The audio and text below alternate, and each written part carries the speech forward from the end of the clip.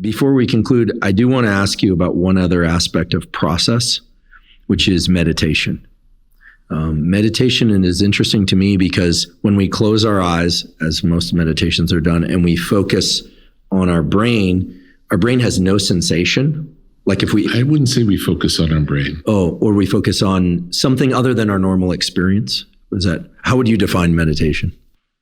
Well, there are different types of meditation. Usually, either way, I would say there's no form of meditation where we're focused on our brain. Okay. Good. I'm glad we disagree. Yeah. No, I would say here are the things that happen. We either are engaging in a mantra, which would be a version of almost like creating a trance for ourselves, not unlike listening to something when we go to sleep that would distract our conscious mind from participating. We would be overriding our the talking mind with just a sound that we're generating, or a word, or a series of phrases. Like meta meditation is a loving kindness meditation with phrases. Could be that.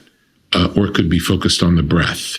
But the purpose of being focused on the breath is to not hear the self-talk that we normally have. It's a single pointed focus exercise in those that I described. The other version is an awareness meditation where you're closing your eyes and you're being with whatever is and noticing. So if we were to do it now, and you could do it eyes open or eyes closed with an awareness practice.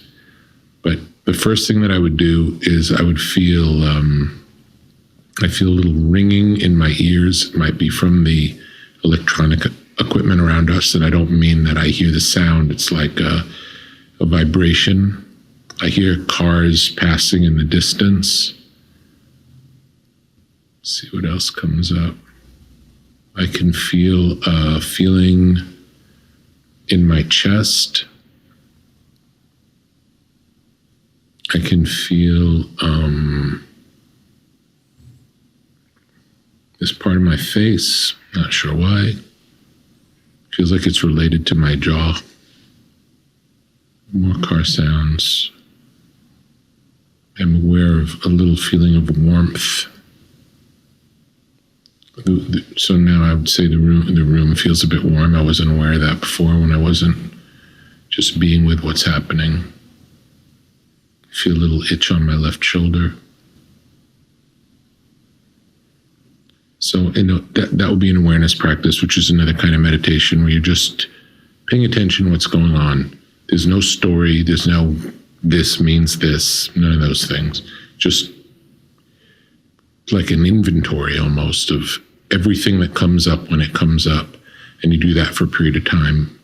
But in all of those cases, in the example of doing the awareness meditation or doing a mantra meditation or focusing on the breath, in none of them am I thinking, and none of them am I concentrating on.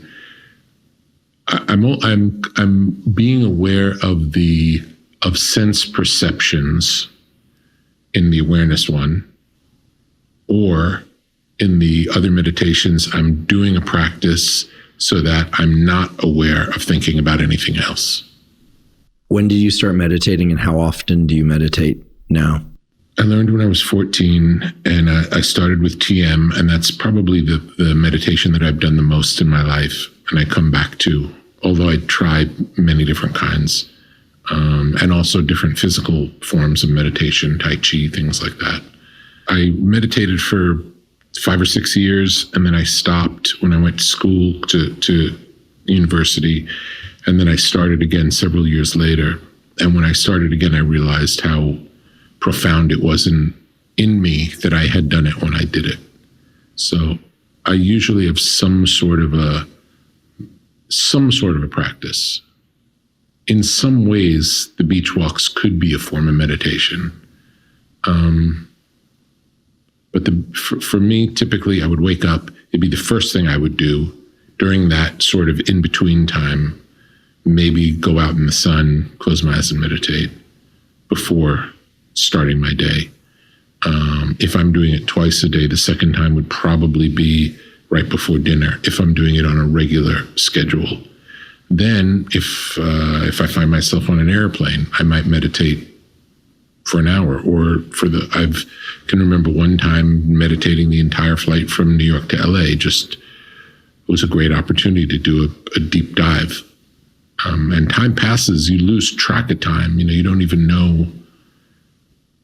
It's like going to sleep and waking up. You don't feel like that was 8 hours. It's just time stops. Not always, but when it does, it's a great feeling. Yeah. You've sent me some meditations, including the one that you did on that transcontinental flight. And I've been trying to do longer and longer meditations, but I've always meditated a little bit, but your meditation practice is one that I'm starting to adopt. If maybe we could convince you to give us suggestions of one or two, and we can link out to them for listeners. I'm sure they'd appreciate that. And there's also meditation-like practices to do that involve, there's something called the surgical series from the Monroe Institute, which I used when I had a surgery. You listen to this recording, and it both allows your body to heal much faster and remove some of the trauma that goes on when, getting cut open. It's traumatic. But just through listening to certain things, you can have a really powerful effect, heal much faster. I remember I was about to be put under for a surgery, and my eyes were closed, and I wasn't communicating with anyone there because I was going inside, and my wife was with me, and they came in and they said, so they already gave Rick the sedative because he's ready to wheel in. She's like, I didn't give him anything. He's like, but look at his numbers. Like yeah. I love it. Yeah, it's an amazingly powerful practice that I like, because anyone can cultivate. There's no absolutely.